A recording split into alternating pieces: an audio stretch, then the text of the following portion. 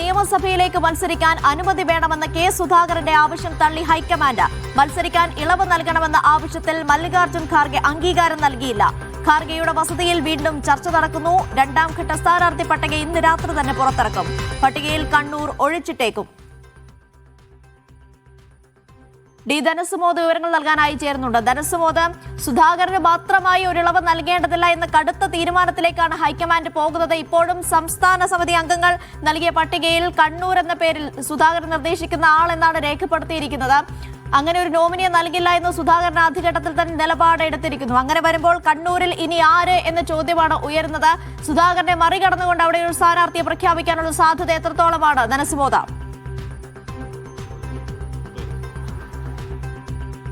ഇപ്പോൾ മല്ലികാർജ്ജുന ഖാർഗെയുടെ വസതിയിൽ ഇപ്പോൾ യോഗം നടക്കാൻ പോവുകയാണ്. ഇപ്പോൾ പ്രതിപക്ഷ നേതാവ് വി.ഡി. സതീശൻ, സണ്ണി ജോസഫ്, ഇദ്ദേഹം KPCC അധ്യക്ഷൻ സണ്ണി ജോസഫ് തുടങ്ങിയവർ ഇപ്പോൾ യോഗത്തിലേക്ക് എത്തിയിരിക്കുകയാണ്.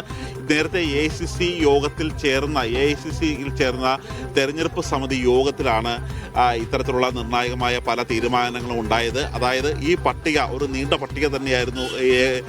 ഒറ്റ പേരിലുണ്ടായിരുന്ന പട്ടിക ആദ്യം സമർപ്പിച്ചു. അതോടൊപ്പം തന്നെ ഒരു പാനലിലെ പട്ടിക കൂടി സമർപ്പിച്ചിരിക്കുകയാണ്. ഇപ്പോൾ ഈ വസതിയിലേക്ക്, മല്ലികാർജ്ജുന ഖാർഗെയുടെ വസതിയിലേക്ക് ഇപ്പോൾ മിസ്ത്രി അടക്കമുള്ളവർ വരികയാണ്.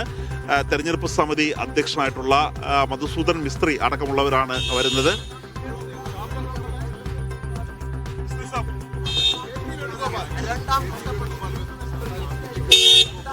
കേസി വേണോ?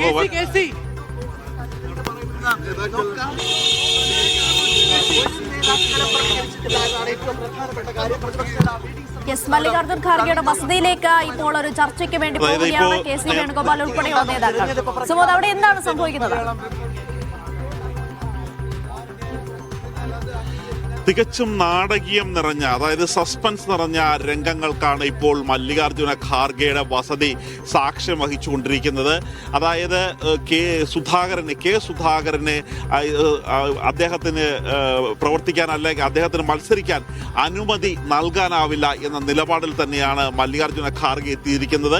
അതായത് കേരളത്തിൽ നിന്നും ഒരു ലോക്സഭാംഗവും നിയമസഭയിലേക്ക് മത്സരിക്കേണ്ട എന്ന ഒരു നിലപാട് തന്നെയാണ് എടുത്തിരിക്കുന്നത്. അതിന് മറികടന്നുകൊണ്ട് സുധാകരന് മാത്രമായി ഒരു ഇളവ് നൽകണം എന്നുള്ള ഒരു ആവശ്യമാണ് പ്രധാനമായും ഉന്നയിച്ചിരുന്നത്. പക്ഷേ ആ തരത്തിലുള്ള ഒരു നിലപാട് നൽകാനാവില്ല എന്ന ഒരു തീരുമാനം തന്നെയാണ് ഇപ്പോൾ മല്ലികാർജ്ജുന ഖാർഗെ തീരുമാനിച്ചിരിക്കുന്നത്.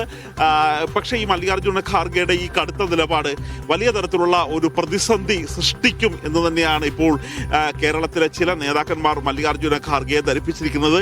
അതുകൊണ്ട് അവസാന ഘട്ടം അദ്ദേഹത്തിന് തീരുമാനം മാറ്റുമോ, സുധാകരന് മാത്രമായി ഒരു അനുമതി നൽകുമോ എന്നുള്ളൊരു കാര്യമാണ് ഇനി കണ്ടറിയേണ്ടത്.